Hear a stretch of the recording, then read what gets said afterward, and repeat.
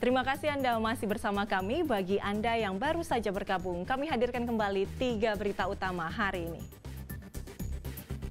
Diduga menipu warga dan terlibat skandal perselingkuhan, warga Batang geruduk kantor Balai Desa Kalipancur, tuntut sekretaris desa dipecat. Petani tembakau dan warga miskin di Kabupaten Semarang antri demi dapat bantuan tunai langsung dari dana bagi hasil cukai tembakau. Divonis ringan, terdakwa kasus penipuan haji dan umroh di Kudus berjoget di hadapan korbannya.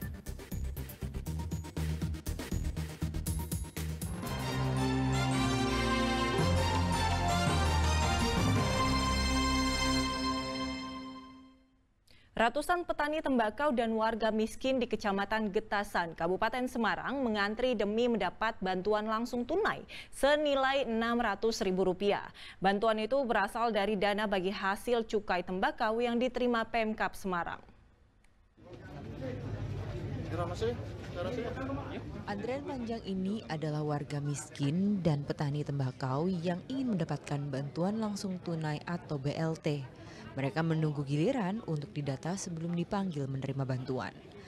Bahkan di pintu masuk ruang penyaluran BLT, antrean semakin padat.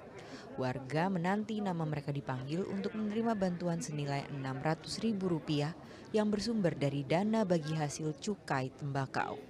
Ini adalah gabungan dari bantuan bulan Juli dan Agustus. Salah satu petani tembakau mengaku terbantu dengan adanya BLT di tengah ketidakpastian harga jual tembakau. Langkah baiknya karena krisis sangat bermanfaat ya, karena apa-apa mahal ya sekarang. Kan tembakau itu kan waktunya tidak seberapa orang tani. Harga tembakau juga nggak begitu bagus tahun ini. Tahun ini bagus dikatakan, tapi nanti jualnya nggak tahu lagi. Oh gitu.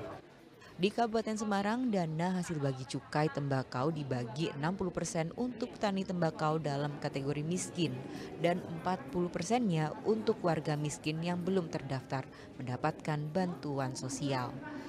Jumlah petani dan buruh tani tembakau di Kecamatan Getasan yang mendapat bantuan ada 982 orang.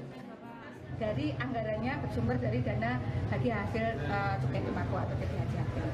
Untuk Kabupaten Semarang, dana bagi cukai hasil tembakau itu kan dibagi-bagi.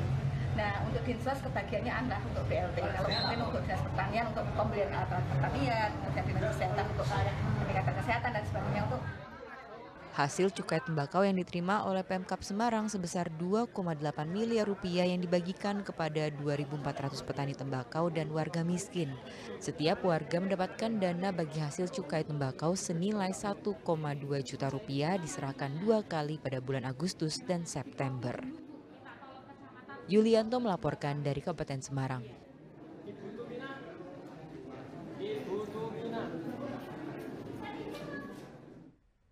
Musim kemarau yang melanda sebagian wilayah Jawa Tengah sangat berdampak kepada warga. Di Cilacap, warga desa Karanggintung kesulitan mendapatkan air bersih.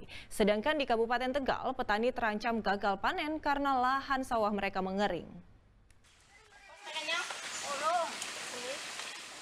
Desa Karanggintung, Cilacap menjadi salah satu wilayah yang terdampak kemarau. Warga yang tinggal di perbukitan Gersang terpaksa jalan kaki mencari air bersih karena sumur mereka telah mengering. Setiap pagi dan sore, warga berjalan sejauh 2 km untuk mencapai sumber mata air. Mereka menelusuri bukit dengan jalan yang menanjak dan menurun. Perjuangan mereka tidak berhenti sampai di situ.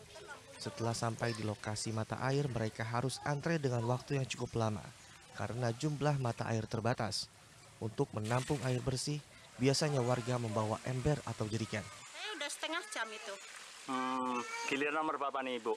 Ini nanti giliran tahu nomor berapa itu. Oh gitu ya. Orang itu masih banyak itu. Makanya biar ngantri juga tetap sabar gitu. Yang penting kita dapat air. Ratusan hektar lahan pertanian di Kecamatan Keramat, Kabupaten Tegal juga terdampak kekeringan. Tanah sawah mengering hingga retak-retak. Padi yang sudah ditanam terancam mati karena petani kesulitan mendapatkan air irigasi. Agar tanaman padi mereka selamat, petani terpaksa menyedot air sumur bor menggunakan mesin diesel untuk pengairan. Namun cara itu membuat biaya produksi bertambah karena petani harus membeli solar. Sekarang sulit. Iya. Terus bagaimana Pak mengatasinya Pak? Ya tentunya itu di pompa terus di pola mani. Oh berarti harus pakai pompa itu Pak? Iya. Hujannya udah nggak ada? Kekeringan yang melanda lahan pertanian di Kecamatan Keramat sudah terjadi sejak 5 bulan yang lalu. Sebagian petani telah beralih menanam bibit palawija karena khawatir jika menanam padi mereka gagal panen. Mardianto dan Kuncoro Wijayanto melaporkan dari Cilacap dan Kabupaten Tegal. Harga cabai di Pasar Karangayu, Kota Semarang melambung tinggi. Harga cabai kini tembus Rp80.000 per kilogramnya. Omset pedagang pun merosot karena pembeli mengurangi jumlah pembelian. Semakin hari, harga komoditi cabai di pasar tradisional Karangayu, Kota Semarang semakin pedas. Cabai rawit merah kini dijual seharga Rp80.000 per kilogram, padahal sebelumnya harganya Rp55.000 per kilogram. Tak hanya cabai rawit merah, harga cabai rawit putih juga naik Rp10.000 per kilogram. Cabai rawit putih yang semula dijual seharga Rp30.000 per kilogram, kini harganya Rp40.000 per kilogram. Selain harganya mahal, pasokan cabai dari tingkat petani juga menurun. Diduga musim kemarau menjadi penyebabnya. Mahalnya harga cabai membuat pembeli mengurangi jumlah pembelian, dampaknya omset pedagang turun. Pengirimannya jadi sudah, biasanya 15 kilo ya 10 kilo. Kalau yang ini biasanya aku 15 kilo ya 10 kilo udah habis satu hari ya. Oh gitu ya Bu ya. Biasanya kurang. Kalau pembeli gimana nih Bu? Pembeli biasanya tuku seperempat itu tukunya sak-on. 1 on? Setengah on. Setengah on. Pedagang berharap harga komoditi cabai bisa kembali normal agar daya beli masyarakat kembali meningkat. Ali Mustakfirin melaporkan dari Kota Semarang. Puluhan warga binaan di Lembaga Pemasyarakatan Kelas 2A Kembang Kuning Cilacap mengikuti program pembersihan tato. Kegiatan itu untuk mempersiapkan warga binaan sebelum bebas dan kembali ke masyarakat.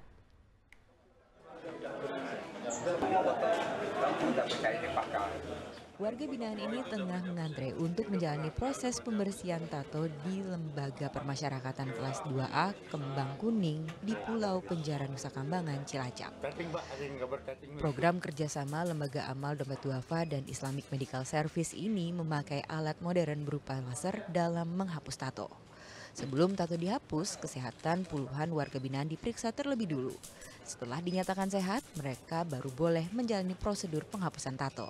Kepala Lapas Kelas 2A Kembang Kuning menilai program penghapusan tato adalah upaya untuk mengembalikan kepercayaan kepada warga binaan yang akan kembali ke masyarakat. Usaha untuk mengurangi stigmatisasi masyarakat terkait dengan mantan warga binaan yang akan kembali ke masyarakat. Paling tidak dengan dihapusnya tato, ini mengurangi image masyarakat kepada mantan WBB untuk kembali ke masyarakat untuk hidup bersama dengan mereka. Ya kan, paling tidak pembinaan kepribadian yang ada di Lapas Kelas 2A Kembang Kuning secara rohani dengan dihapusnya secara tato secara fisik ini memberikan tambahan kepercayaan masyarakat kepada mantan WBB untuk sekembalinya bisa dipekerjakan. Hal senada juga diungkapkan warga binaan yang menghapus tato. Bagi warga binaan, dengan menghapus tato seolah membersihkan diri dan saat menjalani ibadah lebih tenang. Saya merasa tenang mengikuti anggota tubuh yang rusak. Tadinya kan ini karena ulah sendiri, kebodohan kita sendiri. Orang tua ini kita baru menyadari. Nanti setelah dihapus itu gimana nih? Ya senang. Senangnya gimana Pak? Ya merasa senang lah, kita untuk beribadah pun tenang, pulang ke masyarakat pun tidak perlu tato. Warga binaan yang mengikuti program ini adalah mereka yang tersandung beragam kasus, seperti kriminal hingga narkoba. Selain menggelar program hapus tato, ada pun kegiatan edukatif untuk warga binaan mulai dari mengaji hingga pelatihan jurnalistik. Ardianto melaporkan dari Cilacap.